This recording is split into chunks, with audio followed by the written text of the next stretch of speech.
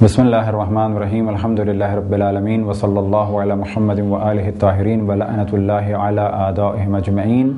الی قیام یوم الدین وقال سبحانہ وتعالی کل نفس ذائقۃ الموت۔ موضوع گفتگو اصول دین میں سے پانچویں اصل یا بالفاظ دیگر دین کے ستونوں میں سے پانچواں ستون یعنی قیامت، اور اب تک چند دروس میں مختصر سا تعارف ہوا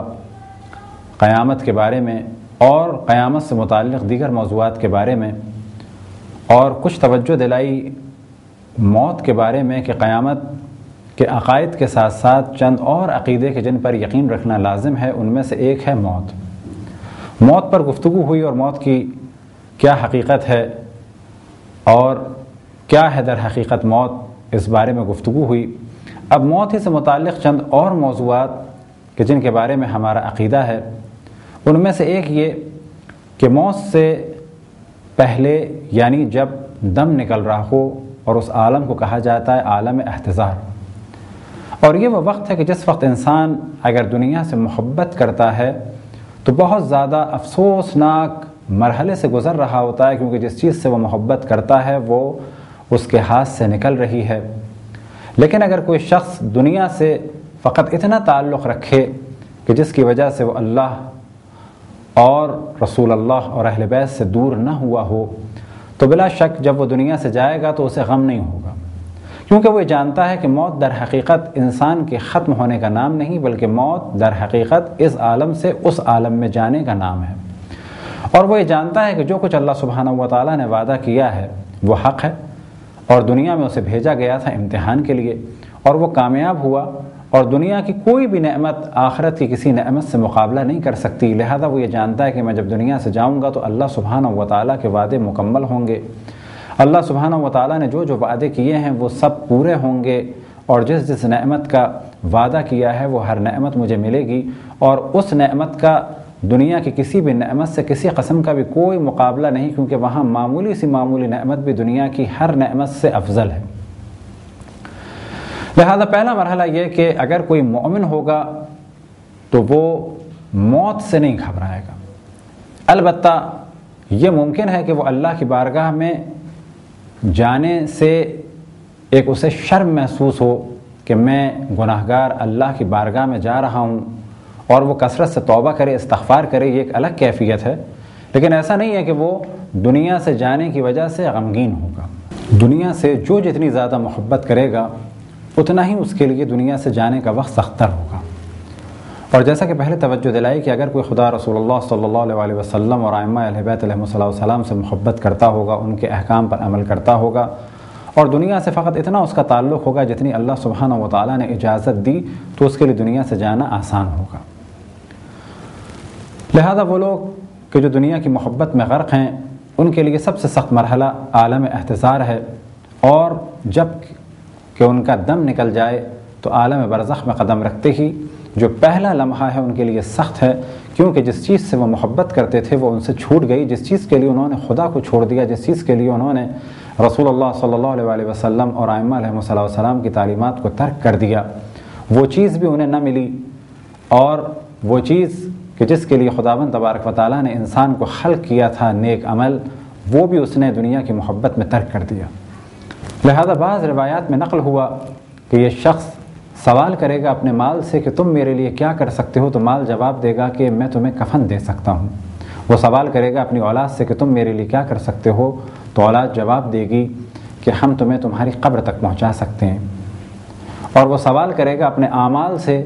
تو اعمال جواب دیں گے کہ ہم تمہارے ساتھ ہیں قبر میں بھی اور اس کے بعد کے مرحلوں میں بھی۔ البتہ یہاں سوال کرنے سے مراد یہ نہیں کہ وہ شخص سوال کرے گا اپنے مال سے یا اپنی اولاد سے یا اپنے اعمال سے، بلکہ اس کے سامنے ایک خاص صورت میں کبھی مال آئے گا، کبھی اولاد آئے گی، کبھی اس کے اعمال آئیں گے۔ تو موت کا وقت خود ایک سخت وقت ہے، لہذا جتنا انسان دنیا سے اپنے تعلق کو کم کرے اتنا بہتر ہے۔ لیکن اس جانب توجہ دلائیں کہ اسلام رہبانیت کے لیے نہیں آیا۔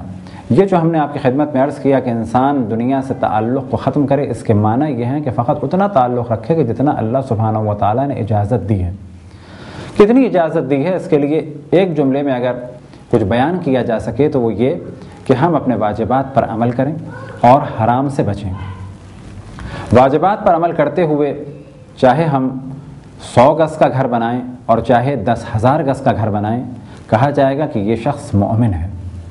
اور حرام سے پرہیز کرے، حرام سے بچے۔ اس کے بعد جو دنیا سے اس کا تعلق ہے وہ تعلق جائز ہے، لیکن کثرت سے موت کو یاد کرے، کثرت سے اس جانب توجہ رکھے کہ یہ دنیا فانی ہے، یہ دنیا صرف اس لیے بنائی گئی ہے کہ ہمارا امتحان لیا جائے، ہمیں اس دنیا میں صرف اس لیے بھیجا گیا ہے کہ ہمارا امتحان لیا جائے، جیسا کہ اللہ سبحانہ و تعالیٰ کا ارشاد ہے الذی خلق الموت والحیات لیبلوکم ایکم احسن عملا، اور وہ کہ جس نے موت اور حیات کو خلق کیا تاکہ تمہارا امتحان لیا جائے کہ تم میں سے بہتر عمل کرنے والا کون ہے۔ موت کے وقت کبھی شیطان ورغلائے گا،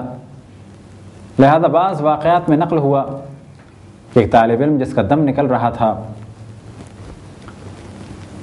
اسے تلقین کی گئی کہو لا الہ الا اللہ، تو اس طالب علم نے کہا نہ توڑو میں نہیں کہتا۔ پھر تلقین کی گئی کہو لا الہ الا اللہ، تو اس نے کہا کہ نہ توڑو میں نہیں کہتا، یہاں تک کہ اس کا دم نہیں نکلا، اور جب وہ روب صحت ہوا یعنی صحت مند ہو گیا تو بعد میں سوال کیا لوگوں نے کہ ہم تم سے کہتے تھے کہو لا الہ الا اللہ، تم جواب میں کہتے تھے کہ نہ توڑو میں نہیں کہتا۔ تو اس نے کہا کہ ہاں مجھے ایک گھڑی سے محبت تھی، اور جس وقت آپ لوگ کہتے تھے کہو لا الہ الا اللہ تو شیطان کے ہاتھ میں ایک ہتھوڑا تھا، اور بہت ہی بدصورت ایک شخص کہ جس کے بارے میں مجھے یقین تھا کہ وہ شیطان ہے، وہ یہ کہتا تھا کہ اگر تم نے کہا لا الہ الا اللہ تو میں یہ گھڑی توڑ دوں گا۔ حقیقت یہ تھی کہ جب آپ لوگ کہتے تھے کہو لا الہ الا اللہ تو وہ شیطان کہ جسے میں دیکھ رہا تھا، بہت ہی ایک بدصورت شخص کہ جس کے بارے میں مجھے یقین تھا کہ شیطان ہے، اس کے ہاتھ میں گھڑی تھی، اور وہ مجھ سے یہ کہتا تھا کہ اگر تم نے کہا لا الہ الا اللہ تو میں گھڑی توڑ دوں گا۔ تو میں اس سے در حقیقت کہتا تھا کہ نہ توڑو میں نہیں کہتا۔ معلوم ہوا کہ ایک گھڑی کی محبت آخر وقت میں انسان کو لا الہ الا اللہ کہنے سے روک سکتی ہے، لہذا پہلا مرحلہ تو یہ کہ انسان دنیا سے ایسی محبت نہ کرے کہ جس میں اللہ سبحانہ و تعالیٰ کے حرام کو اور حلال کو فراموش کر دے۔ اب اگر حلال سے بھی اس کے پاس مال ہے تو بھی ایسی محبت نہ کرے کہ آخر وقت میں شیطان اسے بہکا سکے۔ لہذا روایات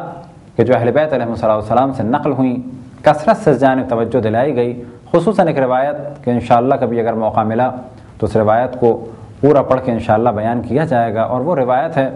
کہ جو آیت اللہ العظمی سید علی قاضی طباطبائی کہ جو آغا خوئی، آغا بہجت، علامہ طباطبائی اور دیگر بزرگان کے استاد تھے، وہ اپنے شاگردوں سے کہتے تھے کہ اس روایت کو جیب میں رکھو اور کثرت سے پڑھو۔ وہ ہے روایت عنوان بصری۔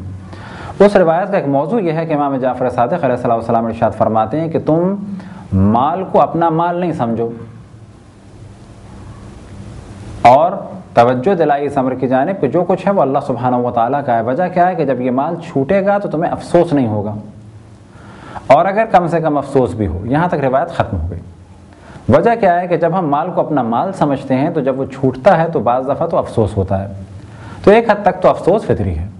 لیکن اگر ہمیں یقین ہو جائے کہ مال ہمارا نہیں تھا، سب کچھ خداوند تبارک و تعالیٰ کا تھا، تو افسوس ممکن ہو اور وہ فطری سی چیز ہے، لیکن کم سے کم ایسی کیفیت نہیں ہوگی کہ ہم اللہ سبحانہ و تعالیٰ کے باغی ہو جائیں، اللہ سبحانہ و تعالیٰ پر اعتراض کریں، اللہ سبحانہ و تعالیٰ سے اظہار نارضایتی کریں کہ تو نے ہمارا مال ضائع کروا دیا۔ ایسی کیفیت نہیں ہوگی۔